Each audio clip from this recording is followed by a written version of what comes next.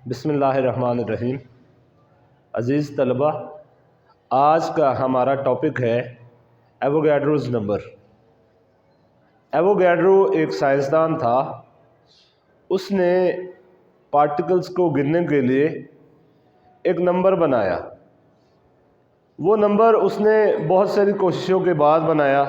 जैसे पार्टिकल्स जो होते हैं, एटम्स, मॉलिक्यूल्स या आयंस को कहा जाता है, तो ये बहुत छोटे छोटे होते हैं, तो इनको गिनना इतना आसान नहीं होता।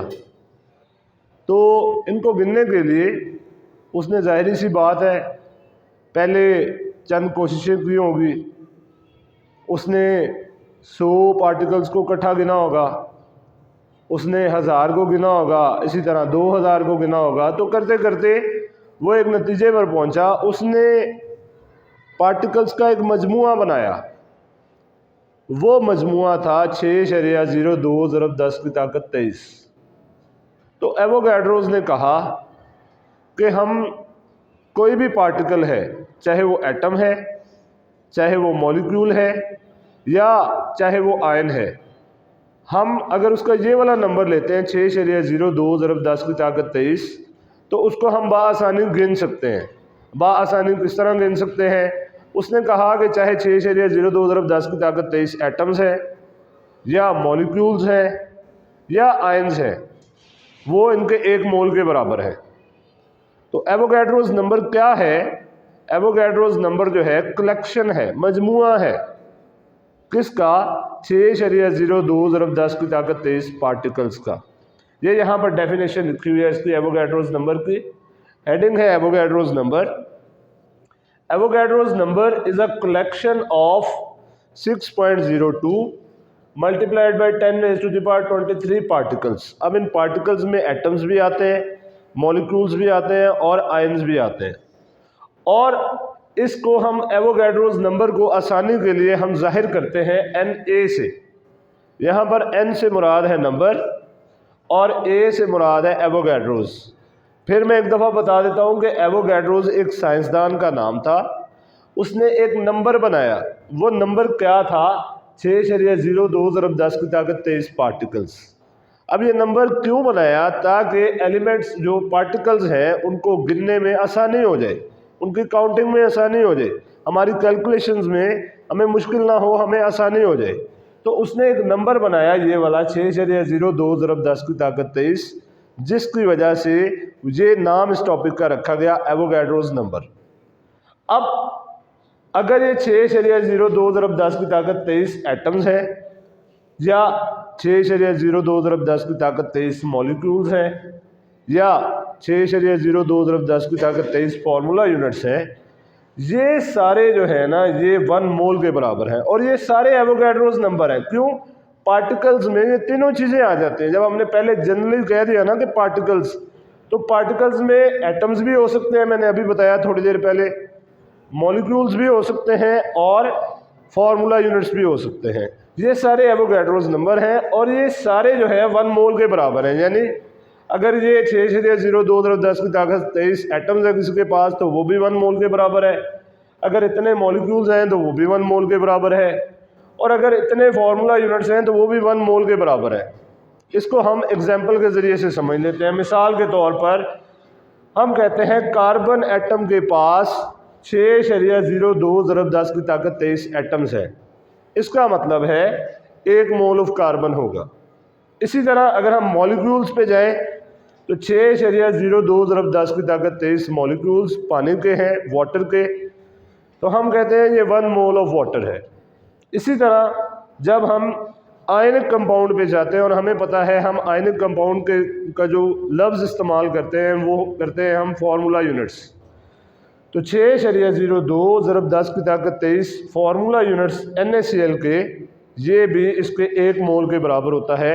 1 मोल ऑफ NaCl हो गया। अब ये तो हो गया कि अगर हमने एटम्स, मॉलिक्यूल्स या फार्मूला यूनिट्स कैलकुलेट करने हैं और वो सारे 1 मोल के बराबर हैं। अब मज़ीद अगर इससे भी हमने जो है इससे मज़ीद एक्सप्लेनेशन में जाना है, मज़ीद गहराई में जाना है। मिसाल के तौर पर अगर हम कहते हैं किसी मॉलिक्यूल के अंदर हमने टोटल एटम्स निकालने हैं, या अगर हम कहते हैं कि हमने किसी आयनिक कंपाउंड के अंदर टोटल आयन्स निकालने हैं, तो वो भी हम 6.02 ज़रब 10 की ताकत 23 जो नंबर दिया है एवोगैड्रो ने उसके ज़रिए से निकाल सकते हैं। मिसाल के तौर पर अगर हम पानी की बात करते हैं, वाटर की, तो हम कहते हैं हमें पता है 1 मॉलिक्यूल ऑफ वाटर जो है वो 2 हाइड्रोजन और 1 ऑक्सीजन एटम से मिलकर बना है।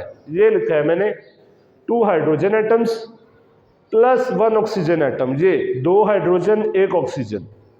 अब हमें पता है इसके 1 मोल में इतने मॉलिक्यूल्स होंगे, 6.02 ज़रब 10 की ताकत 23 मॉलिक्यूल्स। साथ हम ये भी देख रहे हैं कि हाइड्रोजन के 2 मोल्स हैं और ऑक्सीजन का 1 मोल है। अब यहाँ पर ये बात आ गई एटम्स की, तो ये हो जाएगा 2 ज़रब 6.02 ज़रब 10 की ताकत 23 एटम्स, और ये हो जाएगा, एक लिखना चाहें तो लिख लें, नहीं लिखना चाहते तो कोई बात नहीं, 6.02 ज़रब 10 की ताकत 23 एटम्स। अब अगर हम पानी के 1 मॉलिक्यूल में 1 मोल में हम टोटल एटम्स निकालना चाहें तो हम इन दोनों को ऐड करेंगे। तो वही किया हमने, ऐड किया, पहली वैल्यू को ऐड कर दिया 2 ज़रब 6.02 ज़रब 10 की ताकत 23, फिर दूसरी वैल्यू को ऐड कर दिया 1 multiplied by 6.02 multiplied by 10⁻23 atoms. अब 6.02 ज़रब 10 की ताकत 23 इधर भी है और इधर भी है, इसको कॉमन ले लिया, 2 इधर आ जाएगा और 1 यहाँ से आ जाएगा, 2 जमा 1 हो जाएगा 3 ज़रब 6.02 ज़रब 10 की ताकत 23 एटम्स। इसको मज़ीद आप हल कर लें, 3 को 6.02 से जब आप ज़रब देंगे तो ये आपके पास आएगा 18.06 ज़रब 10 की ताकत 23 एटम्स। यानी पानी के 1 मोल में टोटल इतने एटम्स पाए जाते हैं, 18.02 ज़रब 10 की ताकत 23 एटम्स। तो ये फ़ायदा है हमें एवोगैड्रोस नंबर का कि हमारे पास जो वैल्यू है 6.02 ज़रब 10 की ताकत 23, चाहे वो एटम्स हैं, चाहे वो मॉलिक्यूल्स हैं, चाहे वो फार्मूला यूनिट्स हैं, हम उससे नंबर ऑफ़ पार्टिकल्स कैलकुलेट कर सकते हैं, जैसे यहाँ हमने नंबर ऑफ़ एटम्स कैलकुलेट किए। इसी तरह दूसरी मिसाल में अगर हमने किसी आयनिक कंपाउंड के आयंस को कैलकुलेट करना है तो हम आयंस को कैसे कैलकुलेट करेंगे। हमें पता है 1 फार्मूला यूनिट ऑफ NaCl एक सोडियम आयन से मिलकर बनता है और एक क्लोराइड आयन से मिलकर बनता है। अगेन वही बात, इसके 1 मोल में फिर कितने फार्मूला यूनिट्स होंगे, 6.02 ज़रब 10 की ताकत 23 फार्मूला यूनिट्स ऑफ NaCl। अब ये आयंस की बात आ गई तो 1 मोल में 6.02 ज़रब 10 की ताकत 23 आयंस आएंगे, और इधर भी 1 मोल है क्लोराइड आयन का तो 6.02 ज़रब 10 की ताकत 23 आयंस आएंगे। अब अगेन वही बात, अगर आपने 1 मोल NaCl में टोटल आयंस निकालने हैं तो वो आयंस निकालने के लिए हम इन दोनों को ऐड करेंगे। तो हमने इन दोनों को ऐड किया, 6.02 ज़रब 10 की ताकत 23 आयंस, 6.02 ज़रब 10 की ताकत 23 आयंस, दोनों वैल्यू सेम है तो हमें पता है ये 2 हो जाएगा। तो 2 multiplied by 6.02 multiplied by 10⁻23 ions. तो हमने क्या किया, फिर हमने 2 को 6.02 से ज़रब दे दी, तो 2 को 6.02 से ज़रब दी तो हमारे पास जो 1 मोल ऑफ NaCl है उसमें टोटल आयंस आ गए कितने, 12.04 ज़रब 10 की ताकत 23 आयंस। आखिर में एक ज़रूरी बात, चैनल को ज़रूर सब्सक्राइब कर दें। शुक्रिया।